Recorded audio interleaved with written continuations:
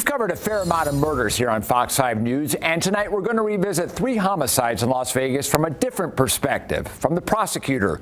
And the cases may still be fresh in your mind. First, Javier Righetti, sentenced to death for the rape and murder of a 15-year-old girl. Samantha Moreno Rodriguez, she pled guilty. She's now serving 28 years to life for killing her autistic son, Liam. And most recently, Kelsey Turner. She, along with her boyfriend, pleaded guilty to beating her psychiatrist boyfriend to death. These cases illustrate the challenge prosecutors have in separating their feelings from the violent reality of the cases they prosecute. This victim did really have a slow and painful death. Pam Weckerly was the prosecutor on the Kelsey Turner case. Most know the case because Turner was a former Playboy model.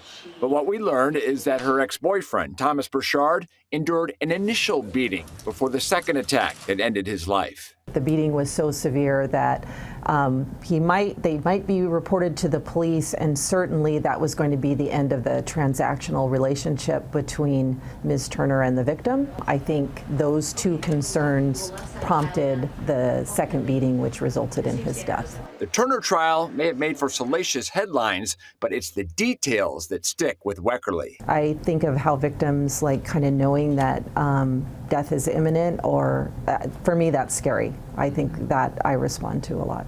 And she says Burchard's death tells the story of how things can quickly spiral out of control for the victim. A lot of times our victims find themselves in situations that are escalating in terms of danger.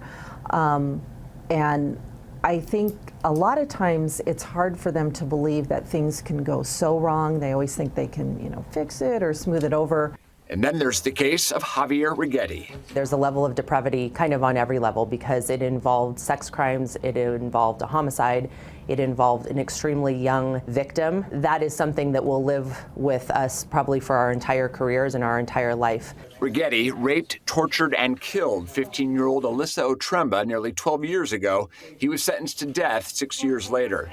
His case is so heinous that death penalty advocates use it as an argument for keeping the penalty in place. What makes the Righetti case especially repulsive is that he victimized 2 other young girls, including his own cousin, before he killed Otremba. Is it fair to say the system failed Alyssa Otremba? Well, from our perspective, yes, because Alyssa should be here today. This haunted dramatically. Nothing compared to the family, right? This hits home because I had children the same age. We rely upon each other. The attorneys in this office become very good friends. Outside of just being colleagues, we become very good friends because we have to rely upon each other to talk about things and process things that our families don't see, that our loved ones don't see, that our friends really can't even understand. And nor would you want them to, or you would expect them to. A lot of times when we put a case in front of a jury, they want an explanation as to why. And some acts, some people do such horrific things that you'll never understand why. John Giordani prosecuted Samantha Moreno Rodriguez, the woman who strangled her 7-year-old autistic son, Liam. I do have a son who's actually the same age as Liam was when he died. Yeah, it definitely affects us. I try personally to compartmentalize what I see during the day, and I try to shut it off and forget as much as I can when I walk through the door and see my kids every night. Giordani showed the trail of cell phone pings that put Moreno Rodriguez at the hiking trail where Liam's body was discovered. She's down in Southern California for a period of time, and then she crosses over to Las Vegas. She's down here for a period of time, and then she's obviously traveling up, and where she was apprehended in Denver. Arrested while on a date. Giordani says had Moreno Rodriguez not pleaded guilty, he would have shared that with the jury. To me, it says that she's callous and she lacks remorse for her actions.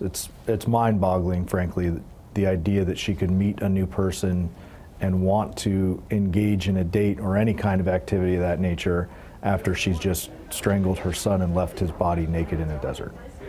Perhaps most telling is when we asked if murders in the Valley have reached a new level of depravity. Prosecutors say no, it's always been this way. It's just that cell phones and Ring cameras are capturing more of them.